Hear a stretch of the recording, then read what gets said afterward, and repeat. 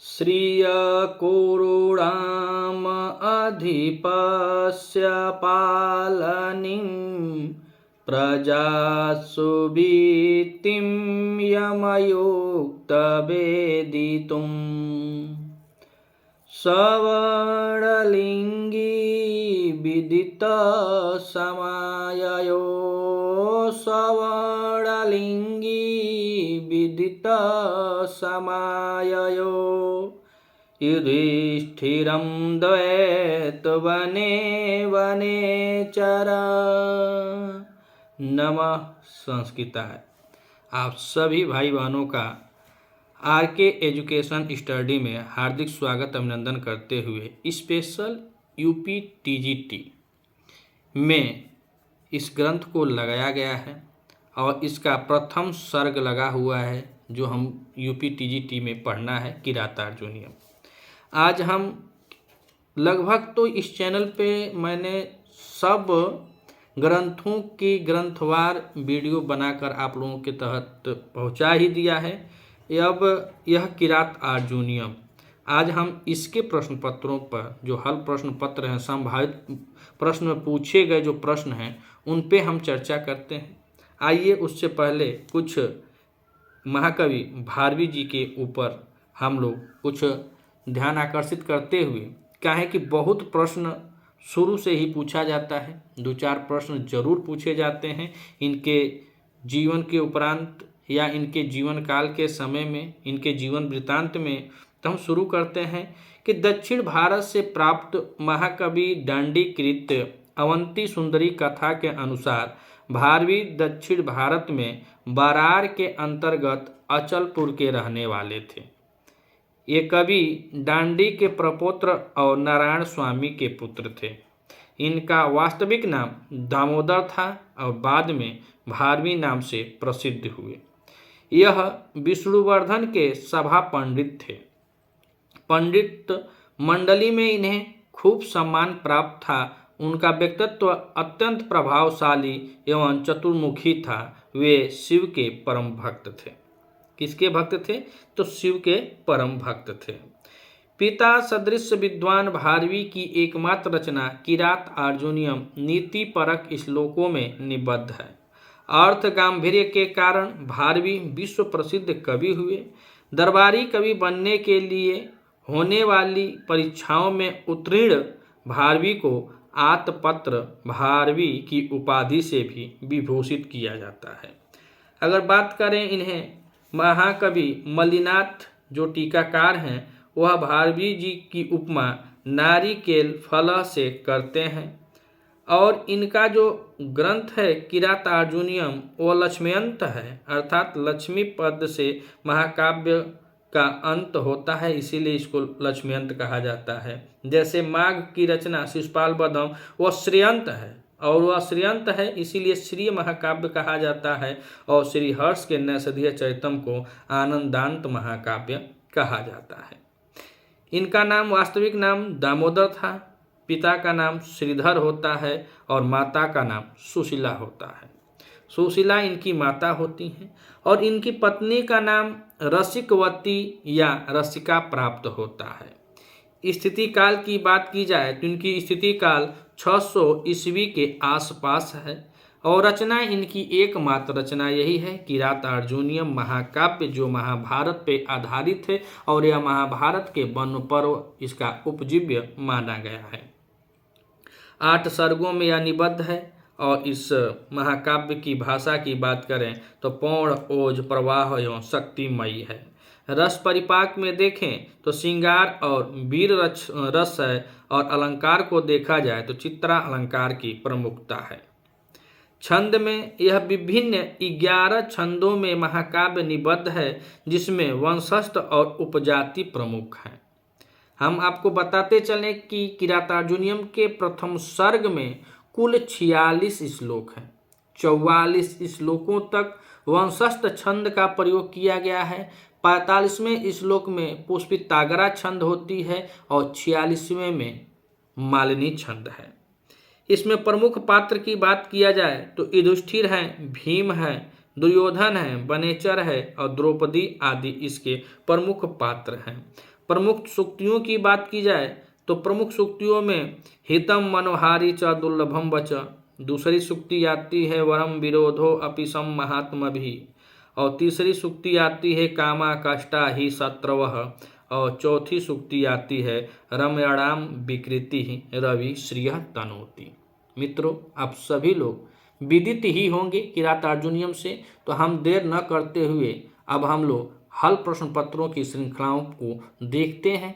अपनी तैयारी को आंकिएगा और इसके बाद अगर आज ग्रंथ खत्म हो जाएगा तो इसमें से अब हम लोग व्याकरण की वीडियो को शुरू करेंगे, और व्याकरण जैसे खत्म हो जाएगा तो हम भी संभावित प्रश्न पत्रों की श्रृंखलाएं जो पेपर हुए हैं 1999, 2000, 2006, 2005 ऐसे ऐसे श्रृंखलावार 125 प्रश्नों के श्रृंखलाओं को लेकर के चलेंगे स्पेशल यूपी टीजीटी।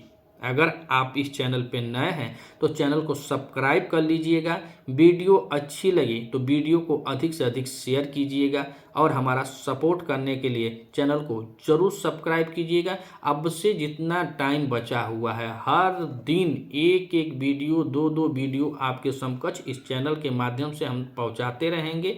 आइए अब शुरू करते हैं अपने प्रश्न पत्रों की श्रृंखलाओं में। देखते हैं प्रश्न पत्र।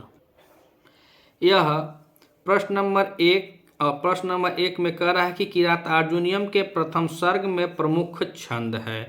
तो सर्ग का प्रारंभ ही वनेचर द्वैत वन में निवास कर रहे युधिष्ठिर के समकक्ष आता है और जो दुर्योधन की राज स्थिति तथा उसके मनोभावों को जानकर वहां पहुंचता है। वह कहता है कि दुर्योधन ने अपना राज्य छल कपट से तो छीन लिया है, लेकिन वह आपसे सदैव भयभीत रहता है। किसके तरफ से? युधिष्ठिर, यानी पांडवों के तरफ से वह हमेशा दुर्योधन भयभीत रहता है। और वह यश की वृद्धि के लिए उसने कामादि 6 रिपुओं को जीत लिया है तथा पुरुषार्थ चातुष्ट का प्रयोग करते हुए शत्रु मित्र एवं बांधवों के साथ एक जैसा व्यवहार करता है। उसने अपने छोटे भाई दुशासन को युवराज पद पर नियुक्त कर दिया है। ऐसा करने पर वह आपका नाम सुनकर व्यथित हो उठता है। तो प्रथम सर्ग में बस वनेचर ही वनेचर बोला है, लगभग हम जान रहे हैं कि 26 श्लोकों तक। उसके बाद से द्रौपदी जी बोलती हैं, यहाँ पे युधिष्ठिर बस सुन रहे हैं। जैसे मेघदूत में यह यक्ष ही यक्ष बोला है, मेघ कहीं नहीं बोला है, उसी तरह किरातार्जुनीयम में युधिष्ठिर का कोई न श्लोक है और न ही किसी श्लोक के वह वक्ता हैं, बस श्रोता हैं, बस सुन रहे हैं। तो प्रश्न नंबर 1 में पूछ रहा है कि किरातार्जुनीयम के प्रथम सर्ग में प्रमुख छंद है। तो अनुष्टुप छंद है ये नहीं है, जगती छंद नहीं है, सबसे ज्यादा प्रयोग होने वाली छंद जो है वह वंशस्थ छंद है। प्रथम सर्ग में भी पूछा है तो प्रथम सर्ग में उपजाति भी नहीं है, यह तीनों छंद नहीं है। प्रथम सर्ग में वंशस्थ है, वंशस्थ के बाद एक श्लोक में पुष्पिताग्रा है और अंतिम श्लोक में मालिनी छंद है। तो प्रश्न नंबर 1 का विकल्प हमारा डी सही होता है। फिर हम बात करते हैं किरातार्जुनीयम में। तो वनेचर के संपूर्ण वृत्तांत को सुनकर युधिष्ठिर ससम्मान उसे विदा कर देते हैं तथा वनेचर द्वारा कही गई बातों को द्रौपदी और अपने अनुजों के समकक्ष वह जाकर के द्रौपदी के भवन अर्थात वहाँ कुटिया उटिया रहती हैं वहीं पे जाते हैं, वहीं पे वह बोलते हैं। तो आइए प्रश्न नंबर 2 को देखते हैं। तो प्रश्न नंबर 2 कह रहा है कि निहंती में लकार पुरुष वचन है, अर्थात हमको रूप भी हमको याद करना है, चाहे धातु रूप हो चाहे शब्द रूप हो, जो भी है उसका हमको लकार वकार बहुत कायदे से पढ़ना है, उससे भी 2-4 क्वेश्चन जरूर आएंगे। तो प्रश्न नंबर 2 में पूछ लिया है कि निहंती में लट लकार पुरुष और वचन है, नहीं निहंती में लकार पूछा, लकार पुरुष और वचन है। तो ऑप्शन ए कह रहा है कि लट लकार है, प्रथम पुरुष बहुवचन है। बी कह रहा है कि लट लकार प्रथम पुरुष एक वचन है। सी कह रहा है कि लोट लकार प्रथम पुरुष बहुवचन है। और डी कह रहा है कि लोट लकार प्रथम पुरुष एक वचन है। तो यहाँ पे पूरा हमें क्या बताना है, लकार पुरुष और वचन। तो यहाँ पे विसर्ग उपसर्ग है ये नहीं है और यहाँ पे कटा भी नहीं है। तो अगर नहीं रूप पाता है तो अधिकांशतः जब हम बहुवचनांत में जाते हैं तो पीछे विसर्ग लग जाता है। द्वितीया में मध्यम पुरुष में जाते हैं तो उसमें थोड़ा सा यहाँ पे हलंत आ जाता है, लेकिन जब प्रथमा रहता है तो उसमें शुद्ध रहता है। बस ये समानता टिक हम बता रहे हैं। तो हम देखें तो प्रश्न नंबर 2 में बस ऐसे ही हम लगा लें तो लट लकार प्रथम पुरुष एक वचन, काहे कि एकदम शुद्ध निहंती लिखा हुआ है। तो यहाँ पे विकल्प हमारा कौन सा सही हो जाएगा? बी सही हो जाएगा। प्रश्न नंबर 2 का विकल्प हमारा बी सही है। प्रश्न नंबर 3 और प्रश्न नंबर 3 कह रहा है कि क्रियापवर्गेषु का लौकिक विग्रह है। तो क्रियापवर्गेषु का लौकिक विग्रह पूछ रहा है, तो ऑप्शन ए कर रहा है क्रिया या तेषु अपवर्ग, क्रिया या अपवर्ग तेषु, तेषु क्रिया या अपवर्ग, और डी कर रहा है अपवर्ग क्रिया या तेषु। तो हम थोड़ा रिवर्स करते हैं, तो पीछे चलेंगे तो वहाँ पे जब वह बनेचर बताता है युधिष्ठिर के सामने सब हस्तिनापुर के कुशलक्षेम को, तो उसको सुन करके जब महाराज युधिष्ठिर अपने द्रौपदी के जाते हैं, वहाँ पे महल तो रहबे नहीं करेगा, वहाँ पे जो उनका भवन था रहने के लिए वहाँ पे जाते हैं, तो दुर्योधन की कुशलता के समाचार से द्रौपदी क्रोधित हो उठती है। जब वो बताते हैं कि बहुत बढ़िया है, उसका राजकाज बहुत बढ़िया चलता है, तो क्रोधित होकर युधिष्ठिर से कहती हैं, चूंकि मैं एक पतिव्रता स्त्री होकर आपसे कुछ नहीं कह सकती, लेकिन अपमान का दुख मुझे यह कहने के लिए बाध्य कर रहा है। महाराज लगभग वह 26 श्लोकों तक तो बनेचर बोला है, उसके बाद द्रौपदी जी का यह कथन होता है, तो यही बताती हैं कि बाध्य कर रहा है। द्रौपदी युधिष्ठिर के क्रोध को जागृत करती हुई कहती हैं कि दुष्ट के साथ दुष्टता का व्यवहार करना चाहिए, और आपने जो शांति का नियम धारण किया है महाराज, वह मुनियों को शोभा देता है, आपको नहीं। अतः अन्य दुर्योधन के प्रति युद्ध के लिए तत्पर हो तथा राजलक्ष्मी को प्राप्त करें। अर्थात वह यह चाहती हैं कि किसी प्रकार मेरे जो पति हैं उनको उनका जो है वह मिल जाए, जो उनकी राजलक्ष्मी है वह उनको प्राप्त हो जाए। इस प्रकार द्रौपदी विभिन्न उक्तियों से युधिष्ठिर को युद्ध के लिए प्रेरित करते हैं, और यहीं पे प्रथम सर्ग समाप्त हो जाता है। संपूर्ण प्रथम सर्ग में युधिष्ठिर जी कहीं बोले नहीं है, बनेचर और द्रौपदी का कथन होता है। तो प्रश्न नंबर 3 में पूछ भी रहा है कि क्रिया अपवर्गे का लौकिक विग्रह है, तो क्रिया या तेषु अपवर्ग है कि बी क्रिया या अपवर्ग तेषु है, तो यहाँ पर बी विकल्प हमारा सही हो जाएगा, क्रिया अपवर्ग तेषु। प्रश्न नंबर 3 का विकल्प हमारा बी सही है। प्रश्न नंबर 4 और प्रश्न नंबर 4 कह रहा है कि संघर्षम उपेत्य यु में अलंकार है। ऑप्शन ए अनुप्रास अलंकार है, बी रूपक अलंकार है, सी उत्प्रेक्षा अलंकार है, और डी उपमा अलंकार है। सबसे साधारण यह है कि जो यह यु है इसको हम देखेंगे तो अधिकांशतः बस यह उत्प्रेक्षा और उपमा अलंकार का ही द्योतक होता है, तो इसमें अनुप्रास और रूपक कट जाएंगे। ऐसे साधारण बस आप पढ़े हैं, बस जानिए, बस यू जहाँ आए वहाँ पे यह कट जाएगा, तो अनुप्रास और रूपक कट गया। अब देखना कि इसमें कौन सा विकल्प सही है, तो संघर्षम उपेत्य यू है, उपेत्य यू है में अलंकार है, तो यहाँ पे उत्प्रेक्षा अलंकार हो जाएगा। कौन सा अलंकार हो जाएगा, उत्प्रेक्षा अलंकार हो जाएगा। प्रश्न नंबर 4 का विकल्प हमारा सी सही होता है।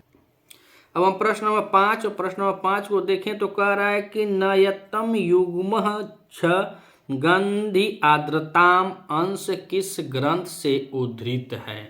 तो किराता अर्जुनियम और किराता अर्जुनियम के प्रथम सर्ग का जो प्रमुख पात्र होता है वह बनेचर होता है, और प्रथम सर्ग में बनेचर की उक्तियों से प्रारंभ होता है, इसीलिए कवि द्वारा उसके चरित्र का विशिष्ट रूप से विशिष्ट स्वरूप प्रस्तुत करके किरातार्जुनियम के प्रमुख पात्रों की श्रेणी में उसे लाकर खड़ा कर देता है। बड़े अदब के साथ वह आकर के अपने जो जानकारी रहती है उसको कहता है, तो वह बताता है। और प्रश्न नंबर 5 में पूछ रहा है कि नयतम युग्मच्छ गंधि आर्द्रताम अंश किस ग्रंथ से उद्धृत है, तो उत्तरम चरितम से है कि अभिज्ञान शाकुंतल से है कि किरातार्जुनियम से कि बेड़ी संहार से है। ये 4 रचनाएं हैं, तो 4 रचनाओं पर हम चर्चा करें तो उत्तरम चरितम महाकवि भवभूति की रचना है, जिसका हमें पढ़ना है तृतीय अंक, यूपी टीजीटी के सिलेबस में लगा हुआ है। उत्तरामचरितम नाटक है, और भवभूति जी की 3 रचनाएं हैं, मालती माधवम है, महावीर चरितम है, और उत्तराम चरितम है। यह जानना भी हमको बहुत जरूरी है, काहे कि आप ऑनलाइन कहीं टेस्ट भी दे रहे हैं, जिसके पास डिजिटल वगैरह बोर्ड है, जिन गुरुओं के पास वो करार, उसमें आप देखेंगे कि प्रश्नों का स्तर जो है यह इसी तरह से आ रहा है। पहले आ रहा है कम से कम निम्न श्रेणी के, धीरे धीरे 80 प्रश्न मध्यम श्रेणी के, मात्र 10-20 प्रश्न हैं जो बहुत उच्च क्वालिटी के होंगे, अन्यथा इसी तरह प्रश्नों की शैली चलेगी। तो व्याख्या हो रही है, तो यहाँ पे हमको यह जानना है, पढ़ना तो हमको उत्तरामचरितम है, लेकिन अदर उनकी कौन कौन सी रचनाएं हैं उसके बारे में भी हमको जानकारी रखना है। तो महाकवि भवभूति की रचना उत्तरामचरितम, महावीर चरितम और मालती माधवम। दूसरी रचना का है अभिज्ञान शाकुंतल कह रहे हैं, तो अभिज्ञान शाकुंतल महाकवि कालिदास जी की रचना है। यह नाटक है, 7 अंकों वाला नाटक है। यह शकुंतला और दुष्यंत के प्रणय कथा का इसमें नाट्य मंचन किया गया है। कालिदास जी की कुल 7 रचनाएं हैं, जिसमें से 2 महाकाव्य हैं और 2 जो है वह खंड काव्य गीत काव्य हैं और 3 नाटक हैं। 4 3 7 बाबू को हुआ 7 रचनाएं तो कालिदास की हैं। बेड़ी संगार का है भट्ट नारायण की रचना है। बेड़ी संगार आधारित किस पर है, तो महाभारत पर आधारित है। बेड़ी संगार का उपजीव्य कौन सा है, तो महाभारत का सभा पर्व है और सभा पर्व से शिशुपाल वध भी लिया गया है। तो यहाँ पे बेड़ी संहार और किरात अर्जुनीयम। महाकवि भारवी की मात्र एक रचना है, 18 सर्गों में निबद्ध है किराता अर्जुनीयम। और किराता अर्जुनीयम जो है वह महाभारत के वन पर्व से लिया गया है, अर्थात इसका उपजीव्य वन पर्व है। तो प्रश्न नंबर 5 का विकल्प हमारा सी सही होगा, किराता अर्जुनीयम।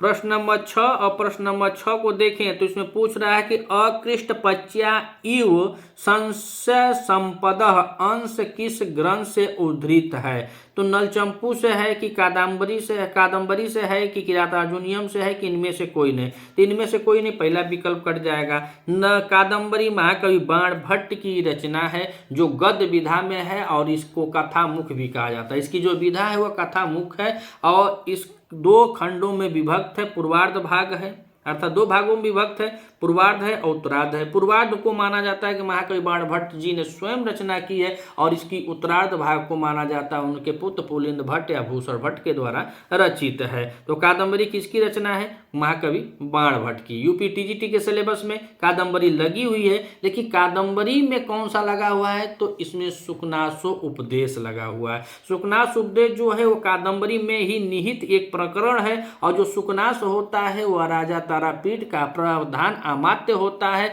और प्रधान अमात्य के साथ साथ यह चंद्रापीठ को उसके राज्याभिषेक के समय सार गौरवित उपदेश देता है। वही सुकनास उपदेश को यूपी टीजीटी के सिलेबस में डाला गया है। नलचंपू जो चंपू काव्य का प्रथम रचना है नलचंपू और इसके रचनाकार हैं त्रिविक्रम भट्ट। और नलचंपू और त्रिविक्रम भट्ट की रचना है और उनकी एक और रचना है मादालसा चंपू। जितना हम बता रहे हैं उतना सब एकोरेट। अगर यह प्रश्न न आए तो बताइएगा, यह ऐसे नहीं पूछेगा तो यह संस्कृत साहित्य का इतिहास में जरूर 2-4 प्रश्न ऐसे लपेट देगा, तो आपको जानकारी होना अति अनिवार्य है। तो नलचंपू त्रिविक्रम भट्ट की रचना है और नलचंपू जो है उसमें राजा जो रानी जो दमयंती होती हैं और राजा नल, यह दोनों के प्रणय का कथा है नलचंपू में। और नलचंपू में भी राजा नल और दमयंती के प्रणय कथा का वर्णन मिलता है और नैषधीय चरितम में भी मिलता है। श्रीहर्ष की रचना है नैषधीय चरितम और बृहत्त्रयी के अंतर्गत आने वाला वह मतलब बड़ा का महाकाव्य है नैषधीय चरितम। जैसे बृहत्त्रयी में 3 आते हैं महाकाव्य, तो लघुत्तम में आ जाता है किरात अर्जुनीयम, मध्य भाग में आता है शिशुपाल वधम और बृहत्त्रयी में जो बड़ा होता है उसमें आता है कौन सा, नैषधीय चरितम। और यहाँ पे प्रश्न पूछा है कि अकृष्ट पच्या यु संपदा अंश, दो बाबू कट गया तो बचा का किरात अर्जुनीयम। प्रश्न नंबर 6 में विकल्प हमारा सी सही होता है। अब प्रश्न नंबर 7 और प्रश्न नंबर 7 को देखें तो कह रहा है कि लभ्या में प्रत्यय जुड़ा है। तो हमें प्रत्यय भी देखना है, तो लभ्या में कौन सा प्रत्यय जुड़ा है, तो कह रहे हैं यत प्रत्यय जुड़ा है कि ड़त प्रत्यय जुटा है कि लेप प्रत्यय जुटा है कि घई प्रत्यय जुटा है। तो घई प्रत्यय जुड़ता है तो विसर्ग हो जाता है, ड़त प्रत्यय लेप प्रत्यय। और यहाँ पे लभ्या दिया है तो यहाँ पे जब हलंतम सूत्र जो है तो अंतिम संज्ञक वर्ण का हलंतम से क्या हो जाता है, लोप संज्ञा होता है तो लोप हो जाता है, तो यह बचता है। इसमें ड़त है तो इसमें भी यह, इसमें भी यह, इसमें भी यह। तो लभ्या और लभ्या में प्रत्यय कौन सा है, तो लभ्या में यत प्रत्यय है। कौन सा प्रत्यय है, यत प्रत्यय है। प्रश्न नंबर 7 का विकल्प हमारा ए सही है। प्रश्न नंबर 8 और प्रश्न नंबर 8 में कह रहा है कि बीतन्ते तेन नयेन पौरुषम, किसके द्वारा पुरुषार्थ का विस्तार किया जा रहा है। तो जब वनेचर आता है महाराज से बताता है कि हे महाराज आपकी जो जमी थी, जो आपकी धरा थी, जो आपकी भूभाग था, उसको वह क्या किया था, छल कपट से जीत करके अब उसको नीति पूर्वक उसका संचालन कर रहा है और अपने पुरुषार्थ का विस्तार कर रहा है। तो यही पूछ रहा है कि बीतेन तेन तेन नयन वित्तयन्ते तेन नयन पौरुषम। तो पुरुषार्थ का विस्तार किसके द्वारा किया जाता है? युधिष्ठिर के द्वारा, वनेचर के द्वारा, दुर्योधन के द्वारा और द्रौपदी के द्वारा। तो उसका जो वनेचर होता है तो ब्रह्मचारी रूप में जाता है और हस्तिनापुर के नीतियों को जान के आता है। वर्तमान में हस्तिनापुर का राजा कौन होता है? दुर्योधन होता है। तो दुर्योधन के ही बारे में बता रहा है कि वह अपने पुरुषार्थ का विस्तार कर रहा है। तो यहाँ पे पूछ रहा है कि किसके द्वारा किया जा रहा है? तो दुर्योधन के द्वारा। तो प्रश्न नंबर 8 का विकल्प हमारा सी सही होता है। हम प्रश्न नंबर 9 और प्रश्न नंबर 9 को देखें तो उसमें पूछ रहा है कि सखी नीव प्रीति ईजो अनुजीविनः डॉट डॉट डॉट श्लोक के आधार पर दुर्योधन की चारित्रिक विशेषता घोषित हो रही है। ऑप्शन ए बता रहा है कि स्पष्टवादिता है, बी कह रहा है कि निरहंकारिता है और सी कह रहा है कि दुष्टता है और डी कह रहा है कि वाचालता है। तो वह सब दुष्टता वाचालता जब वह था तब था, अब उसका चरित्र जो है बहुत सही हो गया है, बहुत सुधर उधर गया है। तो प्रश्न नंबर 9 में सखिनी प्रीतिजो अनुजीविनी श्लोक के आधार पर दुर्योधन निरहंकारिता हो गया है, अर्थात उसके अंदर का जो अहंकार है वह वनेचर के अनुसार कह रहा है कि वह खत्म हो गया है, वह निरअहंकारिता हो गया है। तो प्रश्न नंबर 9 में विकल्प हमारा बी सही होता है। प्रश्न नंबर 10 और प्रश्न नंबर 10 में कह रहा है कि अशक्तमाराध्यतो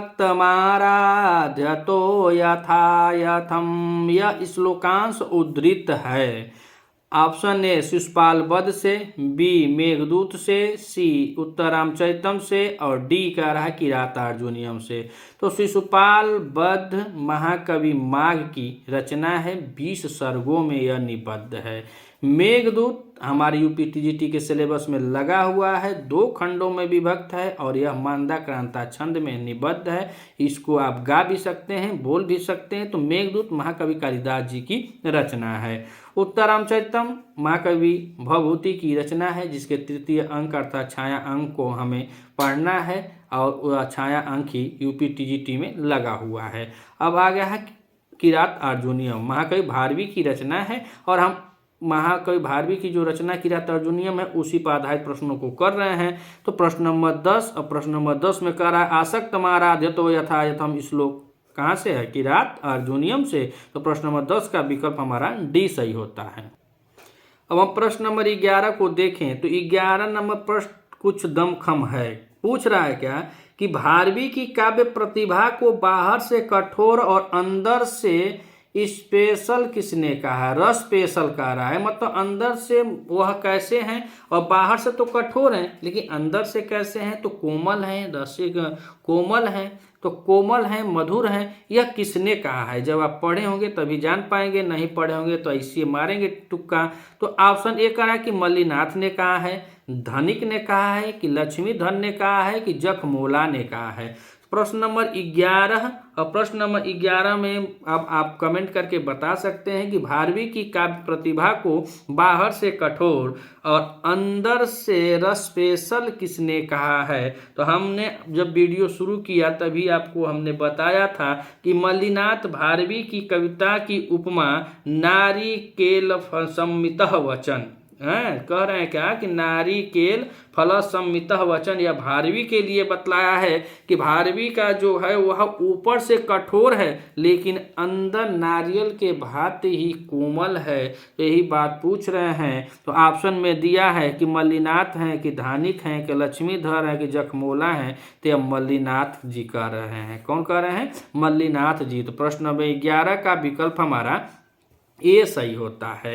अब हम प्रश्न नंबर 12 को देखें तो प्रश्न नंबर 12 भी बहुत अच्छा प्रश्न है कि किरातार्जुनीयम के सर्गांत में कौन सा शब्द प्रयोग हुआ है? आप पढ़े हैं, जाने हैं तब तो कर देंगे, और नहीं तो फिर इसमें चारों देवतावे दिखाई दे रहे हैं, सब देवी देवता हैं, आप सोचते रह जाएगा।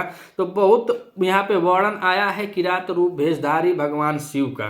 तो बहुत लोग यहाँ पे शिव को मार भी देंगे, काहे कि दिया है सरस्वती है कि लक्ष्मी है कि पार्वती है कि शिव है, और कह रहा किरातार्जुनीयम के सर्गांत में कौन सा शब्द प्रयोग हुआ है। और यहाँ इसका नायक जो है किरातार्जुनीयम का अर्जुन होता है और इसका प्रतिनायक किरात रूप भेषधारी वेशधारी भगवान शिव स्वयं होते हैं और इन दोनों के बीच में युद्ध होता है जिसमें पशुपत अस्त्र का अर्जुन को प्राप्ति होती है और इसके 3 सर्ग इंपॉर्टेंट है कि किरात अर्जुनियम के 3 सर्ग को पसारत्रय भी कहा जाता है।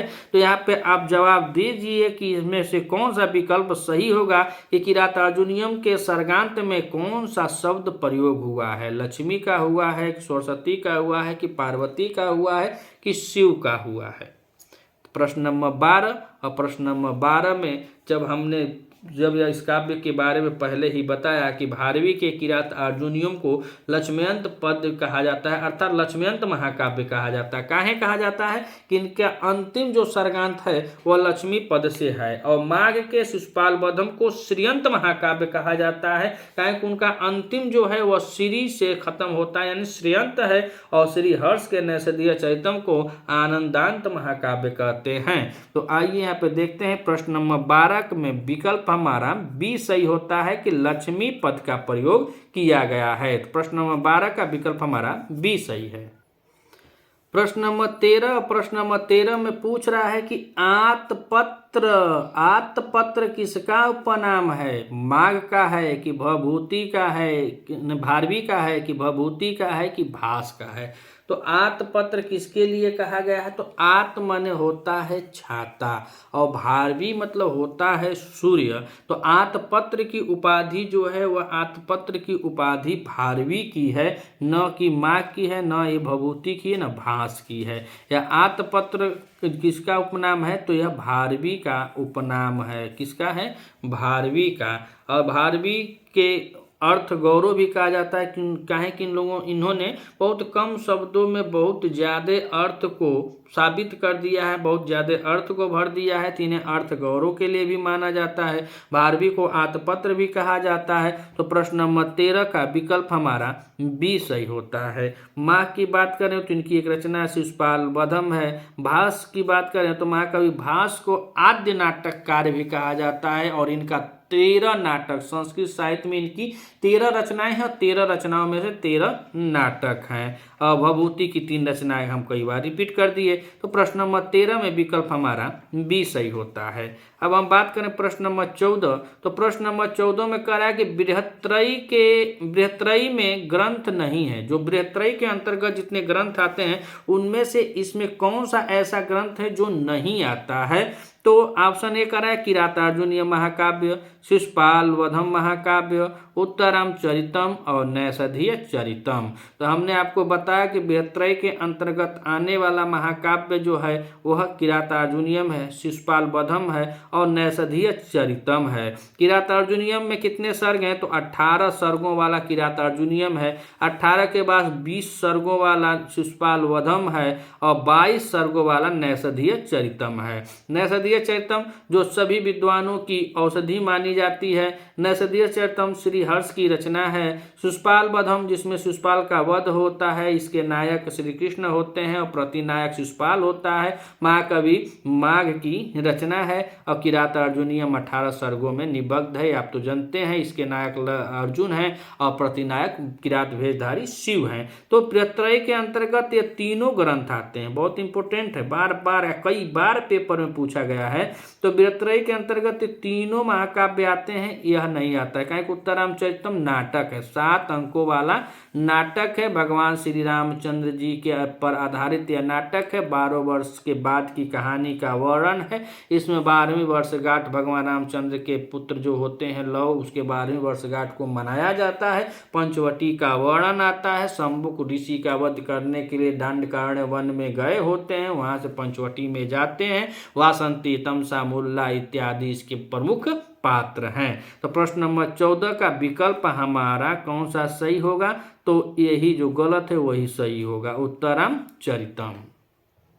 प्रश्न नंबर 15 को देखें तो प्रश्न नंबर 15 में कह रहा है कि भारवी का समय है। ऑप्शन ए 600 ईस्वी के आसपास, बी 700 ईस्वी के आसपास, सी 725 ईस्वी के आसपास और डी कह रहे हैं 650 ईस्वी के आसपास। तो भारवी का समय कैसे निर्धारित होता है? तो यह अवंती सुंदरी कथा के आधार पर भारवी को दक्षिणात माना गया, अर्थात यह दक्षिण भारत के रहने वाले थे। अचलपुल ग्राम था, पहले हम बता चुके हैं। और भारवी को पुलकेशिन द्वितीय के अनुज के सभा पंडित थे, जिनका शासनकाल जो सभा पंडित थे, जिसके पुलकेशिन का भाई जो था, उसका शासनकाल 615 ईस्वी के आसपास माना जाता है। इसीलिए भारवी का समय भी 600 ईस्वी के आसपास माना जाता है। तो प्रश्न नंबर 15 में भारवी का समय 600 ईस्वी के आसपास माना जाता है। प्रश्न नंबर 15 में विकल्प हमारा ये सही होता है। प्रश्न नंबर 16 में पूछ रहा है कि भारवी प्रसिद्ध हैं, काहे के लिए प्रसिद्ध हैं? तो उपमा के लिए प्रसिद्ध हैं, कि पद लालित्य के लिए प्रसिद्ध हैं, कि अर्थ गौरव के लिए प्रसिद्ध हैं, कि रस प्रयोग के लिए प्रसिद्ध हैं। भारवी काहे प्रसिद्ध हैं भैया? तो आपको बताना है, पहले भारवी जी का नाम जानना है। तो उनका नाम, वास्तविक नाम क्या था? दामोदर नाम था। साहित्यिक नाम क्या है? भारवी नाम है। उनकी उपाधि क्या है? आतपत्र था। यहाँ तक हम लोगों ने चर्चा किया। और भारवी प्रसिद्ध किस लिए हैं, अब इस पर हमको चर्चा करना है। तो प्रश्न नंबर 16 में विकल्प ए कह रहा है कि उपमा के लिए। तो उपमा के लिए आप सभी जानते हैं कि हमारे बप्पा, हमारे बाबा कालिदास जी प्रसिद्ध हैं। कौन है? कालिदास। उपमा कालिदास से कहा भी जाता है। पद लालित के लिए छोटका बाबा डांडी, जो इनके पितामह थे, डांडी, तो डांडी हैं। और रस प्रयोग तीनों गुण किस में कहा जाता है? तो माघ में कहा जाता है। पद लालित्य हो चाहे उपमा हो, तो तीनों गुण त्रिगुण संति कहा गया है माघ में। लेकिन भारवी प्रसिद्ध कहाँ है? तो अर्थ गौरव के लिए प्रसिद्ध है। कहाँ प्रसिद्ध है? अर्थ गौरव के लिए। तो प्रश्न नंबर 16 में विकल्प हमारा सी सही होगा कि अर्थ गौरव के लिए भारवी प्रसिद्ध हैं। अब आइए प्रश्न नंबर 17 को देखें। तो प्रश्न नंबर 17 कह रहा है कि भारवी को रस प्रिय है। कौन सा रस इनको प्रिय था? तो कह रहे हैं ऑप्शन ए निदर्शना, बी करें अर्थालंतरास और करें उपमा और उत्प्रेक्षा। तो इसमें से उनको कौन सा रस प्रिय है? तो निदर्शना, उपमा, उत्प्रेक्षा नहीं था, इनको अर्थालंतरास। कौन सा? अर्थालंतरास। तो प्रश्न नंबर 17 का विकल्प हमारा बी सही होता है। प्रश्न नंबर 18 में पूछ रहा है कि पांडवों ने अपना निवास स्थान बनाया। पांडवों ने अपना निवास स्थान कहाँ बनाया? तो शांति वन में, कि द्वैत वन में, कि तुलसी वन में, कि इनमें से कोई नहीं। तो सर्वप्रथम हम आपको फिर थोड़ा पीछे ले जा रहे हैं। उसमें जब इनको वनवास हुआ था तो उसमें तय हुआ था कि पांडव और कौरव के बीच में, कि पांडवों को वनवास 12 वर्ष का वनवास होगा और 1 वर्ष का इनको अज्ञातवास होगा। अगर 1 वर्ष अज्ञातवास में यह पहचाने गए तो फिर इनको 12 वर्ष का वनवास होगा और 1 वर्ष का अज्ञातवास होगा। यही संधि हुई थी दुर्योधन और युधिष्ठिर के बीच में। उसके बाद यह लोग 12 वर्ष वनवास काटे, उसमें लाक्षाग्रह और तमाम पे विपत्ति भी आई। अपनी पत्नी, अपनी माता को साथ लेकर पांचों भाई विपत्ति के दिनों में काटते हैं। 12 वर्ष का तो वह वनवास काट लिए। 13वां वर्ष जब आता है अज्ञातवास, वही अज्ञातवास में ही बेचारों को, जो उत्तर देश में थे, शायद राजा विराट के यहाँ यह रुके थे और विराट की ही वह पुत्री थी जो उत्तरा होती है। तो उस समय में जो अज्ञातवास होता है, उस समय में यहाँ से कवि जी यह किरात अर्जुनियम प्रारंभ करते हैं। तो उसी समय पांडवों ने अपना निवास स्थान कहाँ बनवाया था? तो यह शांति वन, तुलसी वन नहीं, द्वैत वन में इनका निवास स्थान था। और द्वैत वन में रहते हुए ही महाराज युधिष्ठिर के मन में यह इच्छा जागृत होती है कि हस्तिनापुर के राजनीतिक गतिविधियों का कैसे आकलन किया जाए। तो वह एक वनेचर, जो एक वनेचर होता है, वनेचर जो वन में विचरण करते हैं उन्हें वनेचर कहा जाता है। तो एक वनेचर को ब्रह्मचारी रूप में यह हस्तिनापुर भेजते हैं और वही ब्रह्मचारी रूपधारी वह वनेचर हस्तिनापुर जा करके दुर्योधन के समस्त नीतियों के बारे में जानकारी इकट्ठा कर द्वैत वन में वापस महाराज युधिष्ठिर के समकक्ष आता है और प्रणाम करके वहाँ की गोपनीय नीतियों को बताना प्रारंभ करता है। ये ही प्रथम सर्ग में उल्लेख है। तो यहाँ पे प्रश्न दिया है 18 में कि पांडवों ने अपना निवास स्थान कहाँ बनाया, तो द्वैत वन में। अगर वही अज्ञातवास में अगर यह पहचाने गए होते तो संधि के अनुसार फिर इनको 12 वर्ष का वनवास हुआ होता और 1 वर्ष का अज्ञातवास। तो उसी में यह कंग की भूमिका को निभा रहे थे महाराज युधिष्ठिर, जो विराट राजा थे, उनके सेनापति जो कंग होता है। वहीं पे बृहनलला जो एक किन्नर के भेष में थे, और किन्नर के भेष में रह के अर्जुन जब उत्तरा को शिक्षा दीक्षा देते हैं तो उत्तरा इनके ऊपर मोहित हो जाती है लक्ष्मण अर्जुन पर। और जब मोहित हो जाती है तो अर्जुन से वो विवाह करने के लिए आग्रह भी करती है, लेकिन वह अब शिष्या थी और शिष्या पुत्री के समान होने के कारण अर्जुन वचन देते हैं कि मैं तुमसे शादी नहीं करूंगा, लेकिन मैं अपने पुत्र अर्थात तुमको पुत्र वधू के रूप में स्वीकार करूंगा। तो अपने पुत्र अभिमन्यु से उत्तरा की शादी करवाते हैं, जिसके गर्भ से राजा परीक्षित पैदा होते हैं। तो आइए मित्रों देखते हैं प्रश्न नंबर 18 में विकल्प हमारा बी सही होता है। अब हम बात करते हैं प्रश्न नंबर 19। प्रश्न नंबर 19 में कह रहे हैं कि भारवी के पिता का नाम था, तो क्या नाम था, तो लक्ष्मीधर था कि श्रीधर था कि कृष्णधर था कि मनोहर था। ये सब ऑप्शन में गलत दिया है, बस श्रीधर उनके पापा का नाम था। प्रश्न नंबर 19 का विकल्प हमारा बी सही है। अब हम प्रश्न नंबर 20 को देखें तो प्रश्न नंबर 20 कह रहा है कि किरातार्जुनीयम का पात्र नहीं है, तो किरातार्जुनीयम का इनमें से पात्र कौन नहीं है, तो देखिए युधिष्ठिर ऑप्शन ए, बी कह रहा है भीम, सी कह रहा है दुर्योधन और डी कह रहा है कि अज। तो इसमें से युधिष्ठिर भी है, भीम भी है, भीम के लिए विकोदर भी कहा गया है, दुर्योधन तो पूरा हइये है, सांप नेवला जेवन जेवन कहिला वो सब ओकरे खातिर तो प्रयोगे किया गया है। तो युधिष्ठिर, भीम, दुर्योधन तीनों किरातार्जुनीयम के पात्र हैं। यह जो अज हैं यह नहीं है। अज का वर्णन कहाँ मिलता है, तो रघुवंशम महाकाव्य में मिलता है। रघुवंशम महाकाव्य महाकवि कालिदास की रचना है और इतनी श्रेष्ठ रचना है कि उनको रघुवंशम की रचना पर उन्हें दीप शिखा की उपाधि भी मिली। और रघुवंशम महाकाव्य में 31 इक्ष्वाकु वंशीय राजाओं का वर्णन मिलता है। वहीं पे राजा दिलीप के द्वारा नंदी गाय का जो पालन उलन करना होता है, सेवा सत्कार, वह भी मिलता है। उसमें अज विलाप भी मिलता है, जो इंदुमती जो अज की पत्नी होती है, तो बहुत मार्मिक ढंग से 31 राजाओं का वर्णन उसमें किया गया है। उसी के तहत दशरथ आते हैं, अज आते हैं, भगवान रामचंद्र आते हैं और उनके पुत्र लव, आकुश, चंद्रकेतु इत्यादि सब लोग आते हैं। तो प्रश्न नंबर 20 में किरातार्जुनीयम का पात्र नहीं है, तो राजा अज नहीं है। कौन नहीं है, तो राजा अज नहीं है। तो प्रश्न नंबर 20 का विकल्प हमारा डी सही होता है।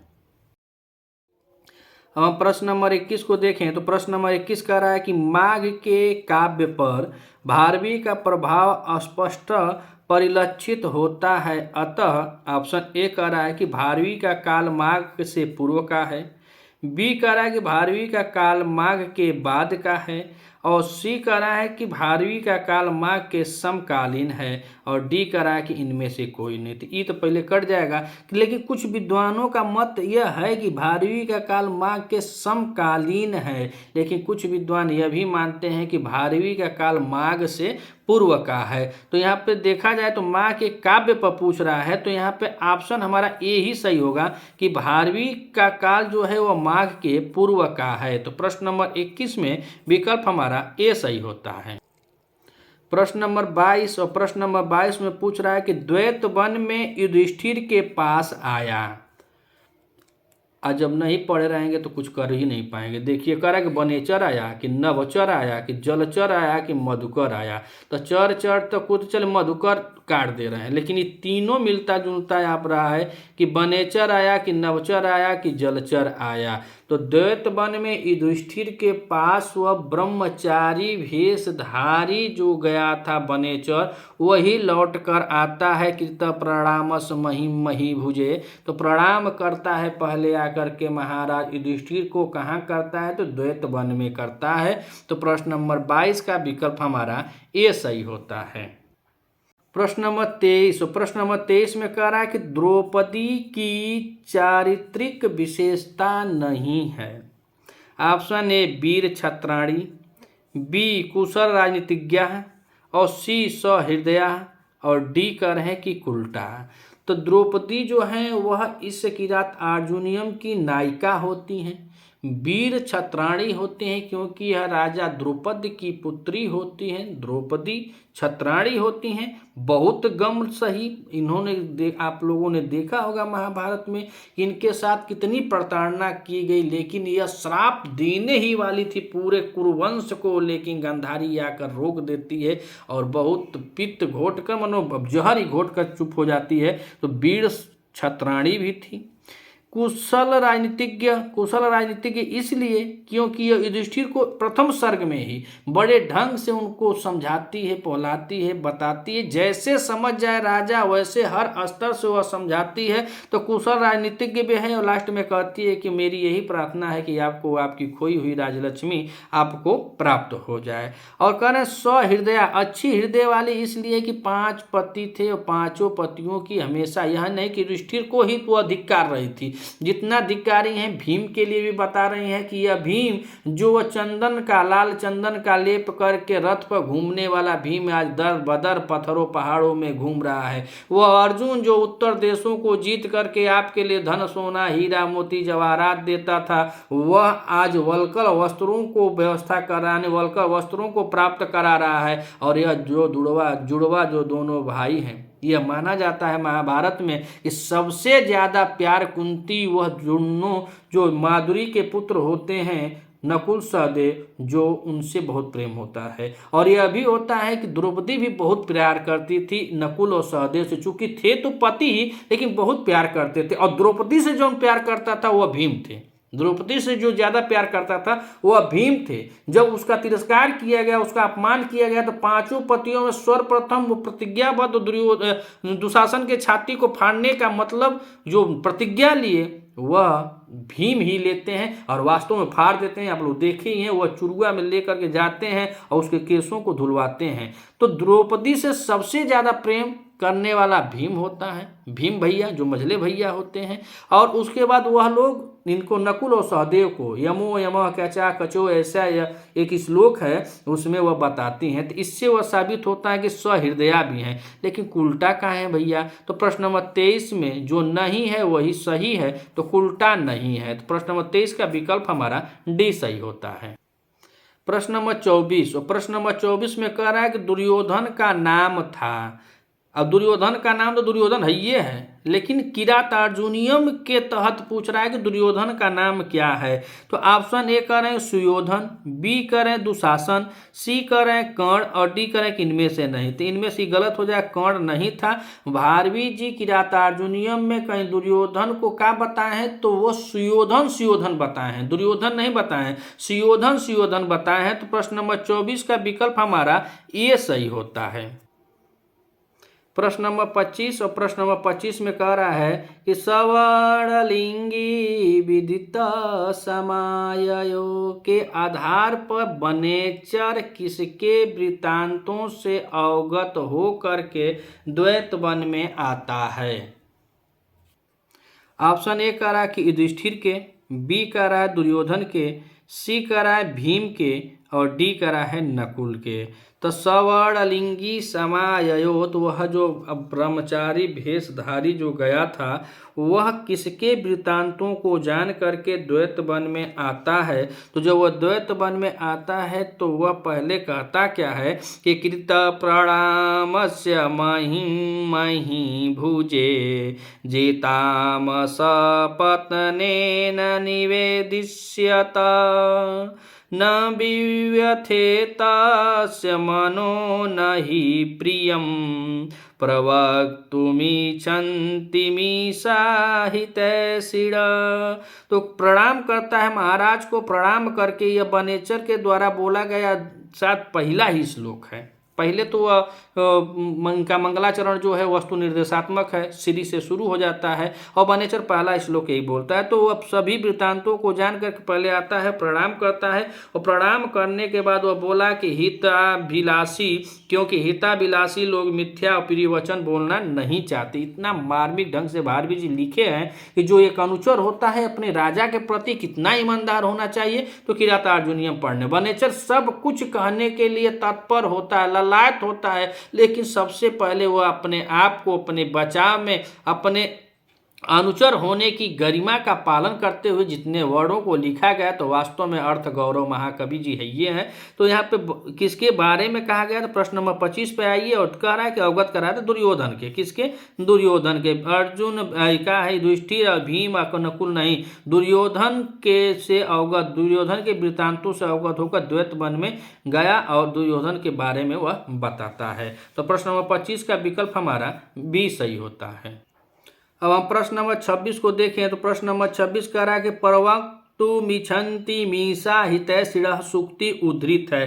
तो श्लोक नंबर 2 में ही है, कृत प्रणामस महिम मही भुजे के तीसरी चौथी लाइन में यह है कि न विव्यथे तस्य मनो न ही प्रियम प्रवक्तु मिच्छन्ति हीसा हितैषिण्यः। तो कह रहा कि निवेदन करने के लिए उद्दत उसकी रात का मन दुखी नहीं हुआ, अर्थात जो वनेचर है उसका मन दुखित नहीं हुआ, और कह रहा है कि हे राजन, जो हिताभिलाषी लोग होते हैं वो मिथ्या और प्रिय वचन नहीं बोलना चाहते हैं। कहें कि आगे यह भी बताया है कि जो हितकर हो और वह मधुर हो, ऐसी दुर्लभ वाणी, और इसका बहुत ही हितम मनोहारी च वचम दुर्लभम, ऐसा यह बहुत ही इंपॉर्टेंट इसकी सूक्ति है कि जो आपके हितैषी में हो, जो आपके हितकर योग्य बातें हो और वह आपको अच्छी भी लगे, ऐसी कम वाणियां मिलती हैं। तो ये कह रहा है परवक्तु मिच्छन्ति मीसा हितैषिणः सूक्ति उद्धृत शिशुपाल वध से उत्तरामचरितम से मेघदूत से नहीं, किरातार्जुनीयम से उद्धृत है। किससे है? किरातार्जुनीयम से। प्रश्न नंबर 26 विकल्प हमारा डी सही होता है।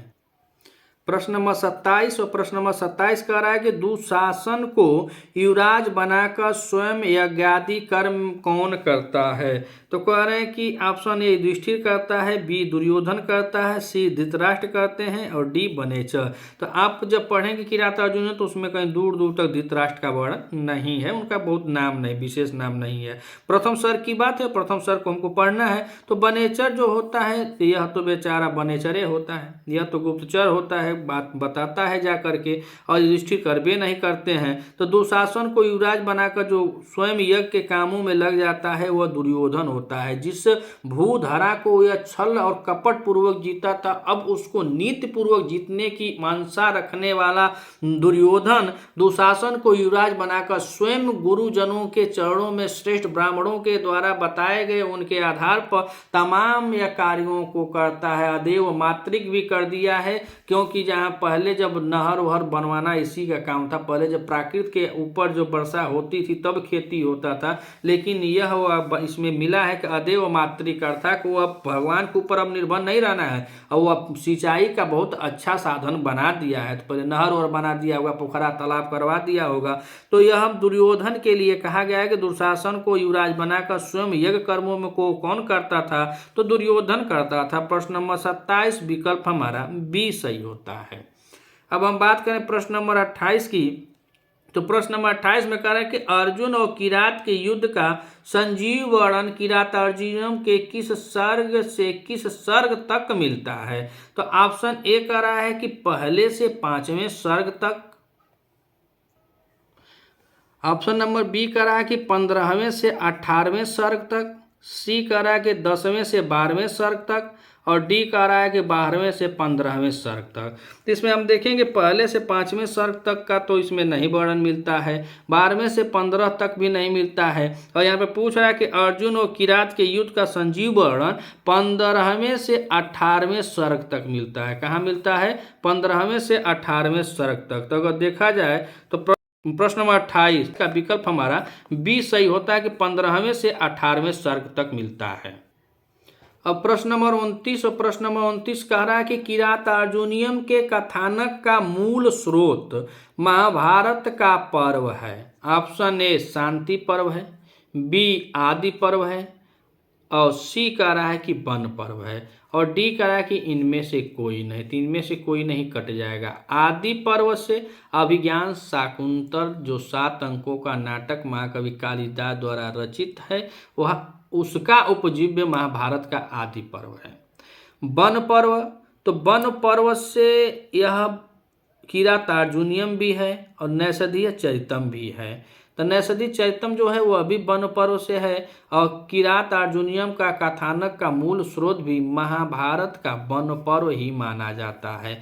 तो प्रश्न नंबर 29 का विकल्प हमारा सी सही होता है। प्रश्न नंबर 30, और प्रश्न नंबर 30 कह रहा है कि वनेचर ने युधिष्ठिर से कहाँ भेंट की? वन में, द्वैत वन में, भवन में, अंतःपुर में। तो देखिए यहाँ पे भवन और अंतःपुर तो समानतः कट जाएगा, लेकिन आप पढ़े नहीं रहेंगे तो बहुत लोग तुक्का मार देंगे कि वन में भेंट कैले रहे, लेकिन वन में कहाँ भेंट किया, कौन सा वन था? तो द्वैत वन में आया था। तो वनेचर ने युधिष्ठिर से कहाँ भेंट की? तो द्वैत वन में किया था। इसको याद करें कि बहुत ओवर कॉन्फिडेंस में कभी कभी गलती हो जाती है, तो वन में ही भेंट किया था, लेकिन किस वन में किया था यह पूछ रहा है कि वनेचर ने युधिष्ठिर से कहाँ भेंट की? तो द्वैत वन में किया था। प्रश्न नंबर 30 का विकल्प हमारा बी सही होता है। और प्रश्न नंबर 31 को देखते हैं। तो प्रश्न नंबर 31 कह रहा है कि न बाधते अस्य त्रिगण परस्परम सूक्ति के वक्ता है। इसमें जो सूक्ति है उसका वक्ता कौन है? तो वनेचर है कि दुर्योधन है कि युधिष्ठिर है कि कर्ण? कर्ण का कहीं है ये नहीं है, युधिष्ठिर तो कहीं बोले ही नहीं है, और दुर्योधन प्रथम सर्ग में नहीं आता है। तो प्रश्न नंबर 31 का विकल्प हमारा एक ही सही होगा, कहें कि वनेचर ही बताता है कि न बाधते अस्य त्रिगण परस्परम, अर्थात जो दुर्योधन है उसको अब कोई बाधित नहीं कर पा रहा है। काम, क्रोध, मोह, लोह जो है इस प्रकार के जो शत्रु होते हैं वह सब कार्यों से निवृत्त होकर के बस सेवा धर्म के कार्यों में लग गया है। तो प्रश्न नंबर 31 का विकल्प हमारा ए सही होता है। और प्रश्न नंबर 32, और प्रश्न नंबर 32 में कह रहा है कि गुणानुरागात का लौकिक विग्रह होगा। ऑप्शन ए गुणेषु अनुराग तस्मात्, बी कह रहा है कि अनुराग तस्मात् गुणेषु, सी कह रहा है अनुराग गुणेषु तस्मात्, और डी कह रहा है कि इनमें से कोई नहीं।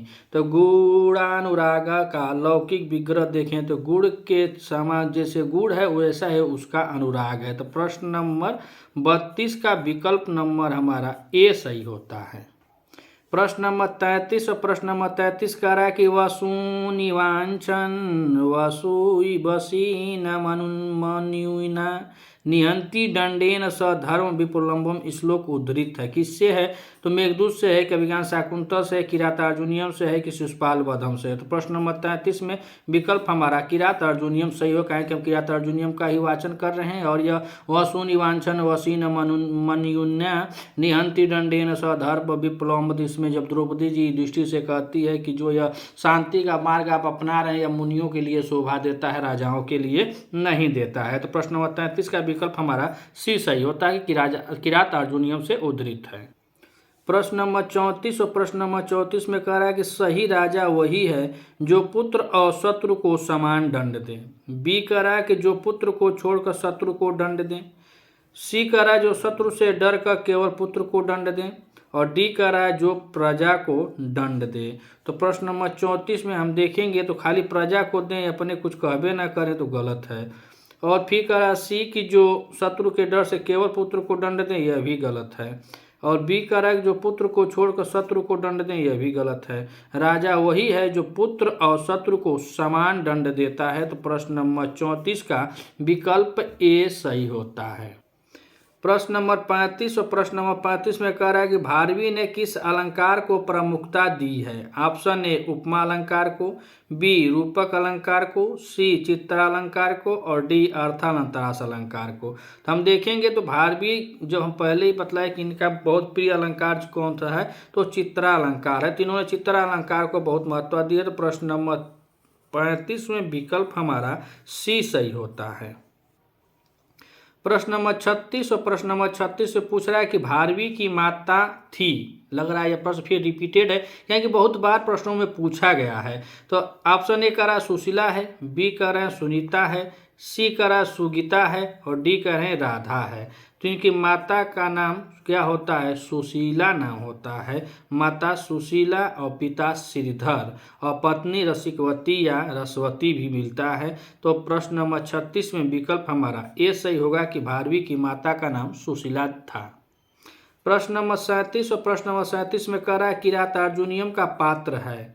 ऑप्शन ए दुष्यंत है, बी राम है, सी चारुदत्त है, और डी वनेचर है।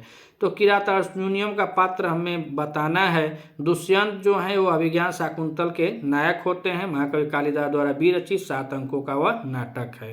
रामभद्रस्य जो होते हैं यह उत्तररामचरितम, महाकवि भवभूति द्वारा विरचित उत्तररामचरितम का यह भार जो भगवान रामचंद्र होते हैं यह भी नायक होते हैं। और कह रहा है कि चारुदत्त जो है यह नाटक ही चारुदत्त है, जो भास की रचना है चारुदत्त नाटक है, और चारुदत्त नाटक पर ही मृच्छकटकम भी आधारित है। तो भास की रचना है चारुदत्त, उसका यह नायक होता है। यह तीनों किरातार्जुनीयम के पात्र नहीं है, बनेचर जो है यही किरातार्जुनीयम का पात्र है। प्रश्न नंबर 37 का विकल्प हमारा डी सही होता है। प्रश्न नंबर 38 और प्रश्न नंबर 38 कह रहा है कि भारवी की प्रसिद्धि है। ऑप्शन ए उपमा के लिए, बी पदलालित्य के लिए, सी अर्थ गंभीरता के लिए, और डी कह रहा है कि इनमें से कोई नहीं। तो भारवी की प्रसिद्धि उपमा के लिए कालिदास माने जाते हैं, पदलालित्य के लिए डांडी माने जाते हैं, अर्थ गंभीरता के लिए यह कौन माने जाते हैं, भारवी माने जाते हैं, और तीनों गुण किसमें होते हैं तो वह माघ में है। तो प्रश्न नंबर 38 का विकल्प हमारा सी सही होता है। प्रश्न नंबर 39 और प्रश्न नंबर 39 कह रहा है कि कथानक की दृष्टि से किरातार्जुनीयम में सर्ग पर्याप्त थे।